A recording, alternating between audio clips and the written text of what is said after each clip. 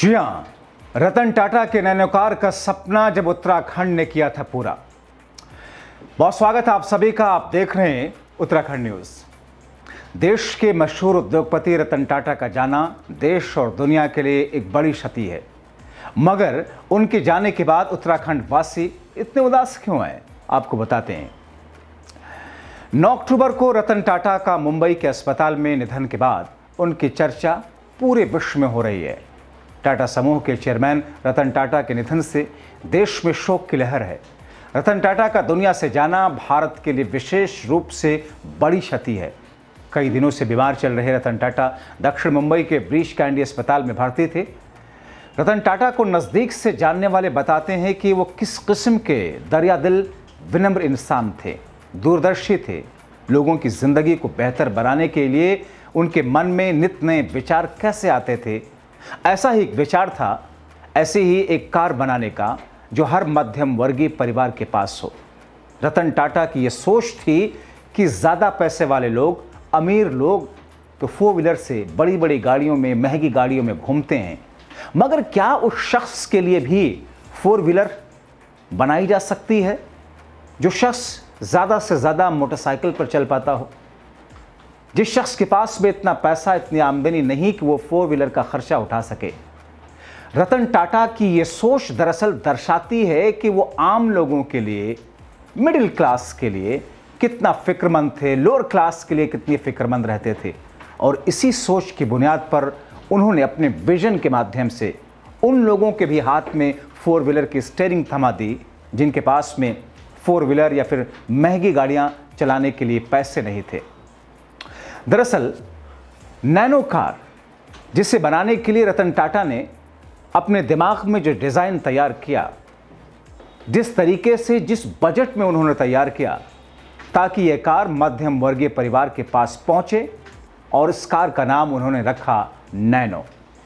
रतन टाटा की nano car से उत्तराखंड की यादें किस तौर पर जुड़ी हैं, उत्तराखंड ने रतन टाटा के उस सपने को किस तौर पर पूरा किया, उत्तराखंड में रतन टाटा ने किस तौर पर वो प्लांट लगा करके पहली नैनो कार बनाई, और पहली नैनो कार की चाबी खुद रतन टाटा ने किस तौर पर दी।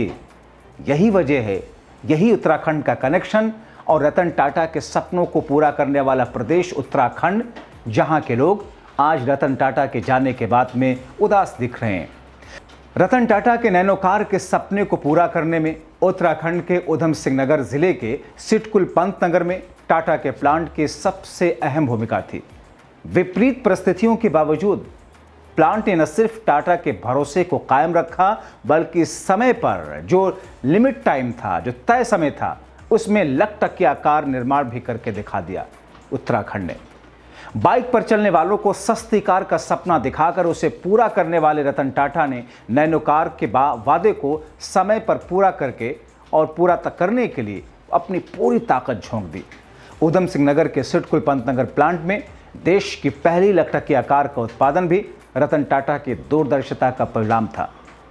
पश्चिम बंगाल के सिंगूर में विवाद के बाद में टाटा ने कंपनी के दूसरे प्लांट के बजाय पंतनगर प्लांट को न सिर्फ चुना, बल्कि खुद भी जाकर के कार के उत्पादन से जुड़े हुए वहाँ से ज़रूरी चीज़ों को पूरा करने के लिए प्लांट में पहुँचे थे। आपको बताएं कि सबसे पहले वेस्ट बंगाल के सिंगूर ज़िले में वहाँ पर रतन टाटा का प्लांट लगना था, लेकिन किसानों की ज़मीनों के मुद्दे को लेकर के वहाँ की सरकार ने इस तरीके से आज से करीब 25 साल पहले जिस अंदाज में हंगामा खड़ा किया, जिस तरीके से वहाँ पर आंदोलन हुए, उसके बाद में रतन टाटा ने उत्तराखंड के प्लान पर जिस तरीके से फोकस किया और वहाँ पर वो खुद पहुँचे। इस प्लांट में नैनो कार का सफल उत्पादन किया गया।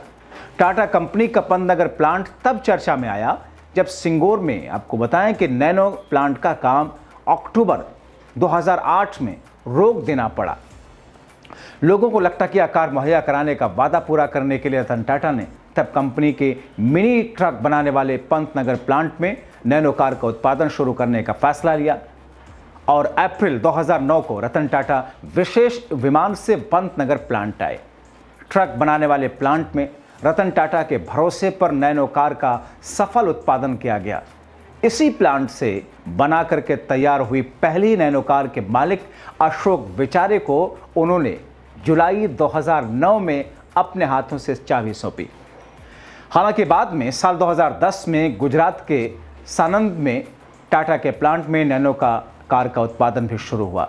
लेकिन जिस तरीके से आम लोगों के लिए, मध्यम वर्गीय परिवार के लिए 4 व्हीलर गाड़ी का सपना पूरा करने के रतन टाटा ने जो सपना देखा, उस सपने के बीच में कई सारी बाधाएं आईं, मगर उस सपने को देवभूमि ने, उत्तराखंड ने पूरा किया। और उत्तराखंड ने जिस तरीके से वहाँ के उस प्लांट ने, नैनो कार के इस प्लांट ने जिस अंदाज में उत्पादन किया और जिस तरीके से वो सारी की सारी स्ट्रैटेजी और रणनीति रतन टाटा के उत्तराखंड में पूरी हुई, उसने ये साबित कर दिया कि रतन टाटा के सपने को पूरा करने के लिए उस वक्त उत्तराखंड जिस तरीके से आगे बढ़ा, उत्तराखंड ने जिस तरीके से अपनी पूर्ण क्षमता के साथ में उस प्लांट ने इसमें योगदान दिया, उस वजह से रतन टाटा का कनेक्शन एक और मजबूत डोर की शक्ल में उत्तराखंड के साथ में जुड़ा।